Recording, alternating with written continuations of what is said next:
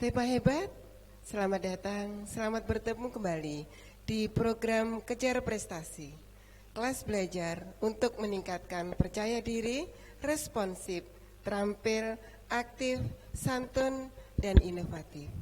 Stepa hebat, bagaimana kabar kalian hari ini? Berani berharap semuanya dalam kondisi sehat-sehat selalu. Stepa hebat, walaupun sekarang dalam masa pandemi, jangan lupa kita harus tetap berprestasi. Bagaimana caranya? Hari ini kita akan membahas kiat sukses berprestasi di masa pandemi COVID-19. Oke, Stepa hebat, kali ini Bu Reni akan ditemani oleh salah satu pengajar hebat yang ada di Stepa hebat, di mana beliau merupakan salah satu guru bimbingan konseling di SMP Negeri 4 Madiun. Nah, ini beliaunya. Selamat datang, selamat bertemu Ibu. Alhamdulillah, Bu Reni, selamat berjumpa kembali. Saya dalam kondisi sehat. Semoga Bu Reni dan anak-anak juga dalam kondisi sehat. Alhamdulillah. Iya Bu Nunung, harapan kita walaupun sekarang ini masih masa pandemi, semua masih selalu dalam lindungan Tuhan dan kita masih bisa beraktivitas dengan baik. Tentu saja jangan lupa ya Bu, untuk protokol kesehatan kita di sini harus tetap kita jaga. Jadi apabila kita keluar rumah, protokol kesehatan harus tetap kita laksanakan dengan baik ya Bu ya. Iya Bu Reni. Baik Ibu, hari ini kita ingin membahas, kayaknya ini kalau saya lihat dari judulnya yaitu kiat sukses berprestasi di masa pandemi COVID-19. Wah, sangat menarik sekali Ibu kayaknya. Harapan saya nanti kita semua belajar bersama dan nanti akan bermanfaat buat kita semua. Begitu ya Bu ya? Ya. Oke Ibu, sebelum kita mulai kiat sukses berprestasi di masa pandemi COVID-19, alangkah indahnya kalau Ibu mungkin memperkenalkan diri sekali lagi, sehingga kita akan lebih, apa ya istilahnya, lebih bisa menikmati sajian Ibu hari ini. Silakan Ibu memperkenalkan diri sekali lagi kepada Stepa kita, sehingga itu nanti akan membawa kehebatan buat Stepa kita. Silakan Ibu. Terima kasih Bu Reni. Saya Bu Nunung Luciana Margawati, SPD MPSI. Di Stepa Hebat saya mengampu pembelajaran bimbingan konseling khususnya kelas 9. Untuk itu mohon ayo semangat semuanya siswa kelas 9 dimanapun berada untuk belajar, mensukseskan kelulusan tahun 2021 dengan prestasi yang gemilang.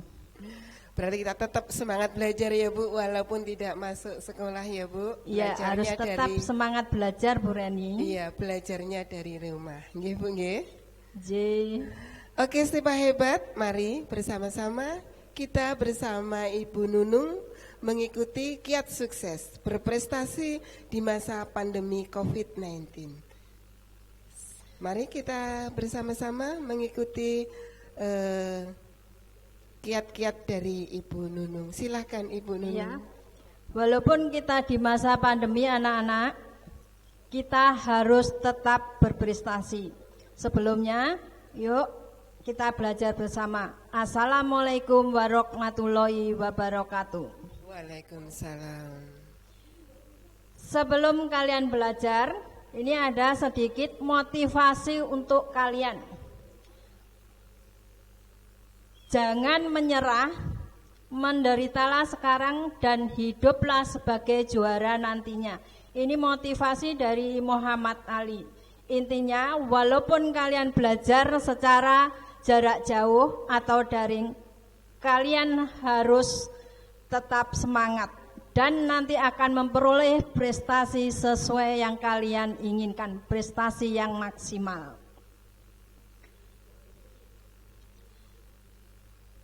Selain itu, kalian juga harus waspada virus corona. Belajar di rumah tidak masalah.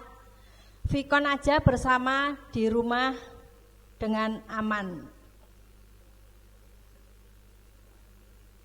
Dalam materi pembelajaran kali ini, sebelum kita menginjak materi inti, saya sampaikan tujuan layanan bimbingan klasikal. Pertama, kalian bisa mengidentifikasi kiat sukses berprestasi di masa pandemi COVID-19. Kedua, menjelaskan kiat sukses berprestasi di masa pandemi COVID-19. Ketiga, mengklasifikasi berbagai macam perilaku berprestasi di masa pandemi COVID-19. Keempat, menganalisis perilaku yang dapat dijadikan acuan atau pedoman untuk mencapai sukses meraih prestasi maksimal di masa pandemi COVID-19.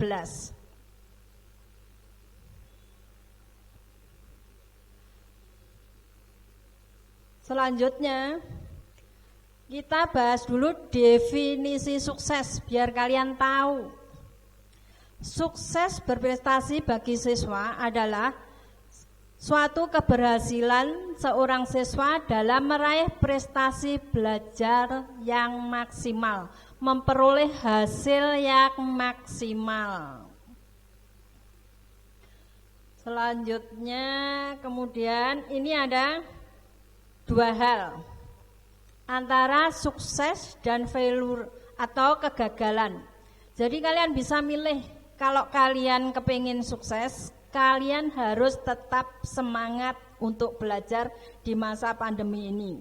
Tapi kalau ingin mengalami kegagalan, seperti ada di dalam gambar yang terpampang itu, bukunya hanya ditumpuk dan beraktivitas hanya tidur dan main. Semoga semuanya anak-anak ibu harap bisa memilih sukses.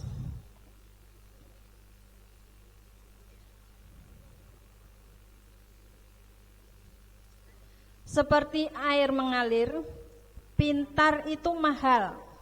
Ayo kita belajar secara seperti pepatah air mengalir, tanpa dipaksakan. Waktunya belajar, kita harus belajar. Wah, berarti di sini harus muncul dari kesadaran kita ya, Bu ya. Iya, Ibu. Tanpa sadar anak-anak nggak akan mencapai prestasi yang maksimal. Jadi kalau memang waktunya kita belajar, kita harus belajar, nggak usah nunggu dioprak-oprak sama orang tua atau diingatkan sama gurunya. Tugas-tugas harus tetap kita kerjakan ya Ibu. Iya. Oke, kita lanjutkan lagi Bu. Monggo, ya, kemudian kita lanjutkan lagi. Prestasi maksimal bisa kita capai itu secara bertahap, nggak langsung bisa tiba-tiba. Oleh karena itu, belajar itu wajib rutin tiap hari, bukan hanya kalau ada tugas. Saya yakin kalian walaupun di masa pandemi, kalian bisa. Pasti bisa. Tidak ada yang tidak bisa dikerjakan. Selanjutnya ini kunci sukses, materi pokoknya. Hari ini belajar apa ya? Bagaimana kalau belajar tentang lingkungan? Setuju. Karena apa? Kita mengawali dari belajar itu harus menyiapkan tempat pembelajaran yang nyaman, yang membuat kita betah untuk belajar. Itu dimulai dari mana? Kebersihan lingkungan harus dimulai dari diri sendiri. Lingkungan apa, Bu? Terutama lingkungan belajarmu saat ini supaya kalian nyaman, tidak malas untuk belajar dalam PJJ atau daring. Menciptakan lingkungan belajar yang sehat, yang bebas dari kuman dan sampah. Jadi diatur tempat belajarnya biar kalian nyaman, untuk belajar dan sehat, terbebas dari segala penyakit. Lingkungan yang bersih, baik lingkungan rumah, lingkungan sekolah, lingkungan di mana kalian jika dalam kondisi bersih untuk belajar, bisa menjadi tempat yang nyaman untuk belajar dan dapat meraih prestasi yang maksimal. Kalau nyaman, otomatis kan betah untuk belajar. Dan kalau sudah belajar, otomatis kalian bisa memahami apa yang diberikan Bapak Ibu Guru. Tidak ada yang terasa sulit, semuanya bisa dicapai. Kemudian ingat, ini ada beberapa hal kunci sukses berprestasi. Belajar secara kontinu, jadi tiap hari, ekstra keras dan disiplin yang harus terus-menerus dilakukan. Hilangkan rasa malas yang selama ini menghantui kalian. Dibuang, karena masa depan terletak di tangan kalian sendiri. Sukses tidaknya terletak di tangan kalian sendiri. Kedua, belajar dapat dilakukan dengan cara belajar mandiri. Mandiri itu belajar sendiri di rumah. Kelompok walaupun PJJ atau daring bisa dilakukan secara online atau melalui WhatsApp. Kemudian belajar privat. Privat itu sekaligus belajar melalui dibantu oleh orang lain, tetapi juga karena kondisi pandemi kalian bisa melaksanakan lewat online. Atau mengikuti bimbingan belajar.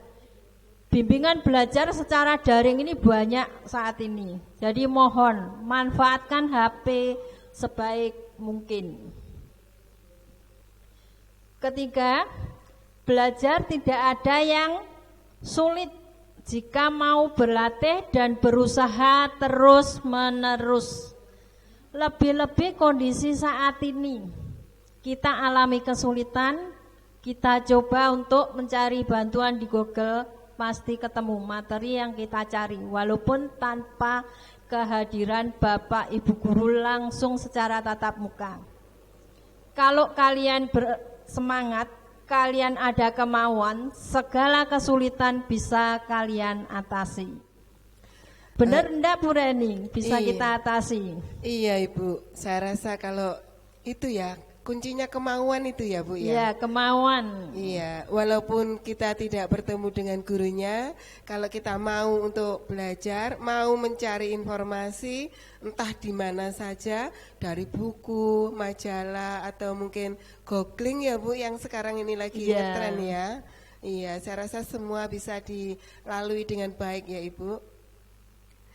Dilanjut ya Bu ya. Ya, ini saya lanjutkan lagi, selanjutnya yaitu masih kita bahas kunci sukses untuk berprestasi.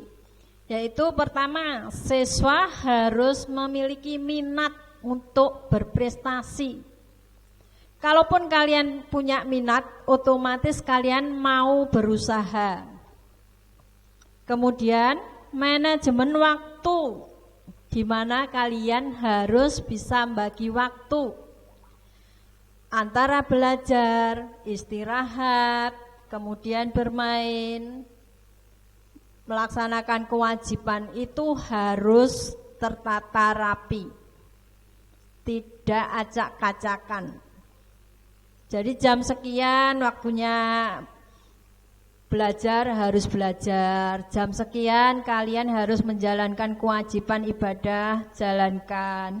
Kemudian waktunya istirahat juga istirahat. Itu merupakan manajemen waktu. Kemudian belajar giat dan selalu berpikir positif bahwa kalian bisa. Orang lain bisa, kalian pasti juga bisa. Dan berpikir positif memperoleh hasil apa? Yang memuaskan. Kemudian pantang menyerah. Pantang menyerah jika mengalami hambatan dalam belajar. Kalau anak-anak sudah memiliki minat, pasti itu akan terselesaikan hambatan itu.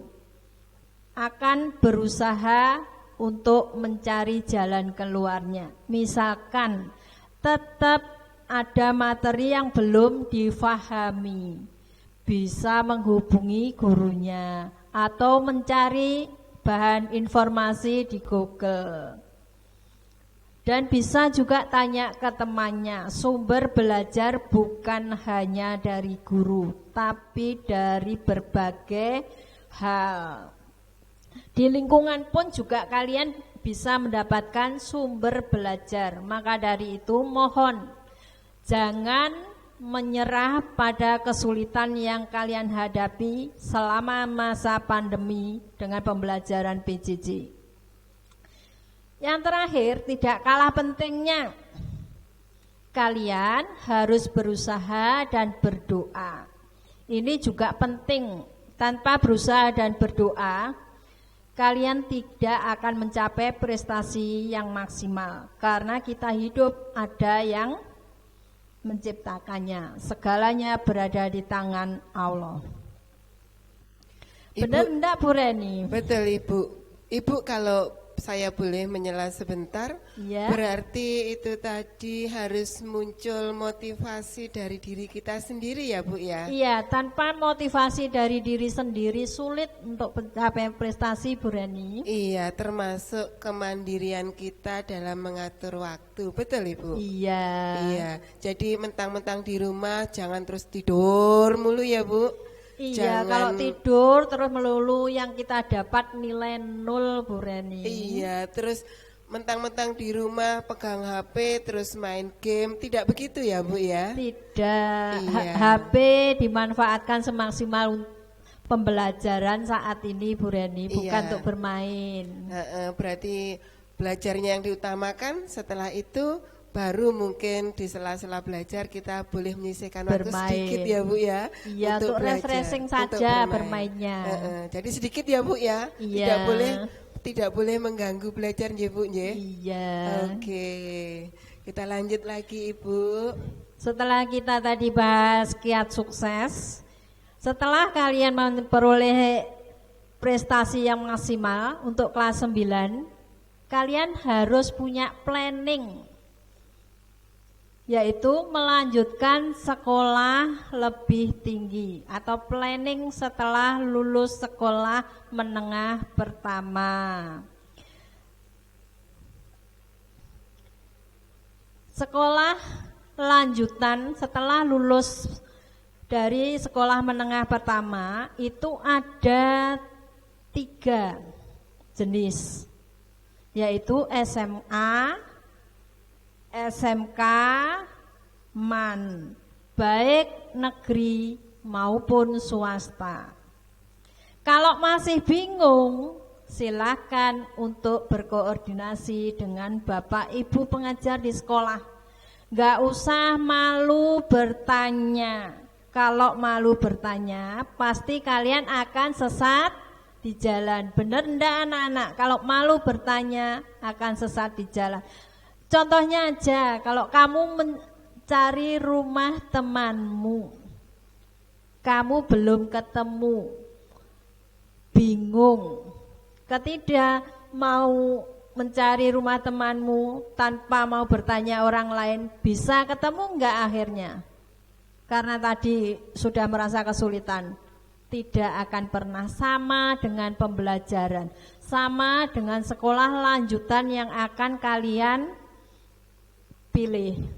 Berarti diizinkan ya Bu, kita konsultasi ke sekolah untuk, karena masih bingung saya harus ke SMA atau ke SMK atau ke yang lain, kita diizinkan ya Bu ke sekolah? Iya Ibu, justru sekolah senang hati kalau anak yang mengalami kesulitan mau berkomunikasi dengan sekolah, baik lewat WhatsApp maupun langsung telepon. Yang jelas untuk sementara ini belum diperkenankan datang ke sekolah Bu Reni karena masih masa pandemi. Ya, berarti nanti kita bisa melakukan media komunikasi yang lain ya Bu, baik lewat mungkin WA atau grup paguyuban atau yang lain begitu ya Bu ya? Ya, ada grup kelas apa Bu Reni? Iya. Mari kita lanjut lagi Ibu. Ya, selanjutnya hal-hal yang harus kalian perhatikan dalam memilih sekolah. Memilih sekolah bukan karena ajakan teman. Yang harus diperhatikan ada 5. Pertama, minat kalian. Kemudian bakat, kemampuan diri, terutama kemampuan pengetahuan akademis yang diperoleh selama ini di SMP. Itu juga perlu diperhatikan, nggak asal pilih sekolah. Kemudian kedua, melihat kondisi keuangan keluarga. Ini berhubungan dengan sekolah yang kita pilih. Misalkan contohnya, kalau kita memilih SMA, kita harus ingat orang tua mampu enggak membiayai. Masih banyak enggak adik-adik yang harus dibiayai. Itu harus diperhatikan. Jangan asal pilih tapi setelah SMA tidak melanjutkan sekolah. Karena SMA itu sekolah untuk disediakan melanjutkan ke perguruan tinggi. Lebih baik kalau kondisi orang tua hanya pas-pasan Bu Reni, itu memilih sekolah SMK. Karena apa? SMK itu diperuntukkan bagi siswa-siswa yang setelah lulus dapat bekerja karena dibekali keterampilan untuk bekerja. Kemudian ketiga, lokasi atau jarak rumah ke sekolah sesuai dengan sistem penerimaan PPDB sekarang itu namanya zonasi. Zonasi itu dimaksud anak-anak bisa bersekolah di lingkungan sekolah yang terdekat dengan rumah supaya bisa bersekolah dengan baik, tidak sering terlambat, tidak ada gangguan. Itu tadi tujuannya. Kemudian keempat, lingkungan sekolah yang tepat. Kalau bakat, minat, dan kemampuannya misalkan di sekolah dengan bidang keterampilan, berarti sekolah yang tepat itu tadi di SMK. Kalau di Madiun ada 5 SMK, 1 sampai 5. Yang terakhir yaitu kurikulum sekolah. Alhamdulillah di Madiun hampir semuanya sudah mengikuti SKS. SKS yaitu di mana anak yang berprestasi dapat menyelesaikan sekolah dengan cepat, tapi anak yang malas menyelesaikannya dengan lambat. Ini ada penjelasan khusus Bu Reni tentang macam-macam sekolah tadi, jenis sekolah tadi. Silakan Ibu untuk dijelaskan. Terima kasih Bu Reni. Kalau SMA atau MAN lebih jelasnya yaitu sekolah yang mempersiapkan berbagai disiplin ilmu sebagai dasar untuk melanjutkan ke jenjang lebih tinggi, yaitu disebut perguruan tinggi. Karena di SMA itu 90% materi. SMA atau MAN itu 90% materi. Dan prakteknya, keterampilannya hanya 10% sebagai pendamping. Jadi itu fokus pada pengetahuan untuk melanjutkan ke perguruan tinggi. Sedangkan SMK adalah sekolah menengah kejuruan. Dari seluruh pengetahuan yang diberikan di SMK, 60% disampaikan dalam bentuk praktek. Jadi lebih banyak prakteknya, yaitu 60%. Sedangkan pengetahuannya hanya 40% Bu Reni. dalam bentuk teori sebagai dasar membekali siswa yang ingin segera bekerja. Tapi juga bisa walaupun di SMK langsung melanjutkan ke perguruan tinggi. Cuma bedanya kalau SMA itu fakultasnya atau jenis bidangnya lebih luas. Tapi kalau SMK harus sesuai jurusan yang diampu waktu SMK. Tidak bisa mengambil jurusan yang lain. Misalkan listrik ya harus jurusan yang berhubungan dengan listrik. Bedanya di situ. Kemudian ini yang masih sering membuat anak-anak bingung untuk memilih sekolah. Bu Reni, persyaratan PPDB ini hanya yang pokok saja yang saya sebutkan karena setiap tahun ada perubahan persyaratan. Pertama, yang sudah umum berusia tidak lebih dari 17 tahun. Kemudian karena sistemnya zonasi, anak-anak diwajibkan yang berdomisili di Kota Madiun dengan bukti KK minimal 1 tahun sebelum pendaftaran itu sudah menjadi warga Kota Madiun. Jadi KK-nya 1 tahun sebelum pendaftaran. Kalau memang kepingin belajar tetap di Kota Madiun harus sudah jadi. Kemudian ini tidak kalah pentingnya, bisa melanjutkan sekolah di sekolah lanjutan atas itu harus lulus dan memiliki ijazah SMP sebagai bukti yang akurat bahwa di SMP sudah menyelesaikan tugasnya, yaitu menyelesaikan pembelajaran dan dinyatakan lulus.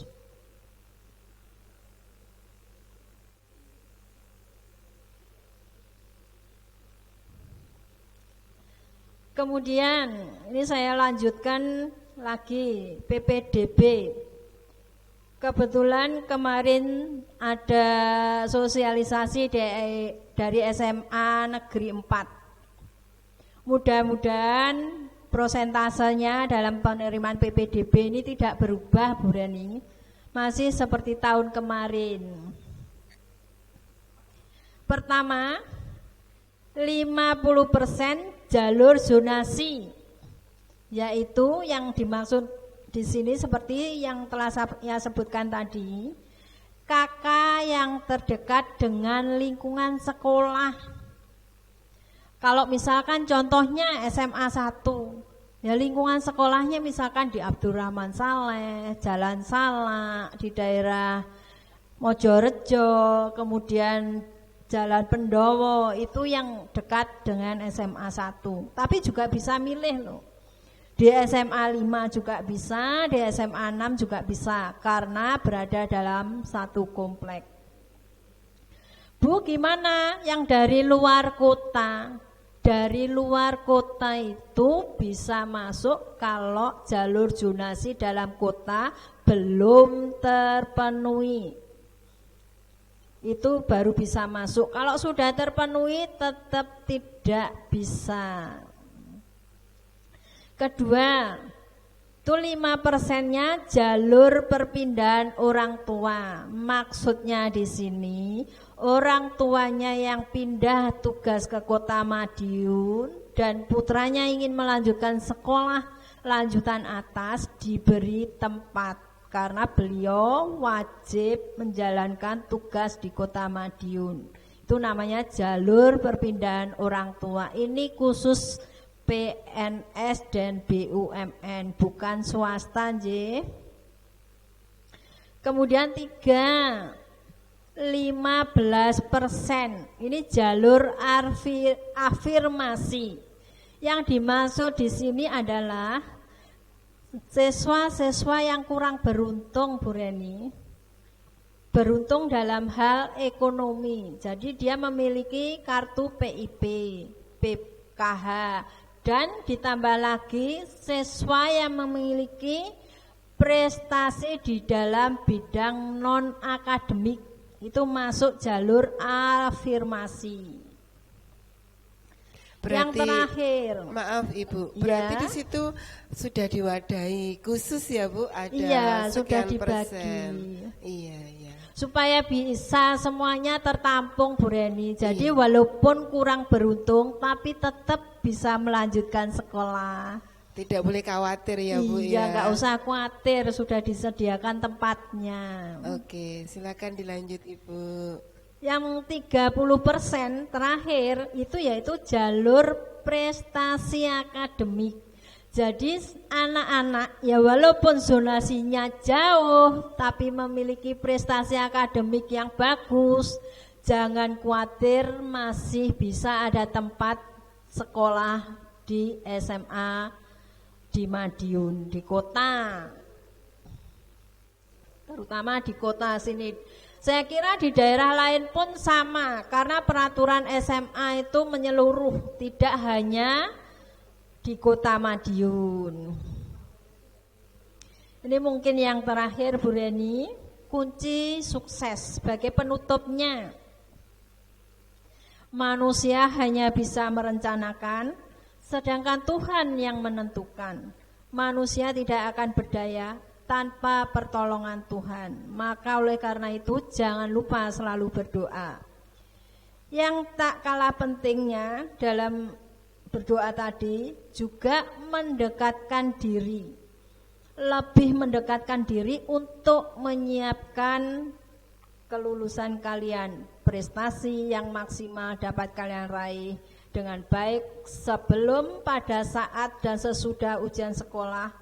Selain belajar, harus mendekatkan diri kepada Tuhan dengan melaksanakan ibadah secara rajin, jangan bolong-bolong. Ayo semuanya semangat. Bu Reni, demikian harusnya anak-anak tetap melaksanakan ibadah walaupun berada di rumah. Berarti selain usaha-usaha yang dilakukan oleh anak-anak termasuk memotivasi dan juga dukungan dari orang tua tentu saja ya Ibu. Jangan lupa doa kepada Tuhan ya Ibu, itu yang tidak kalah pentingnya.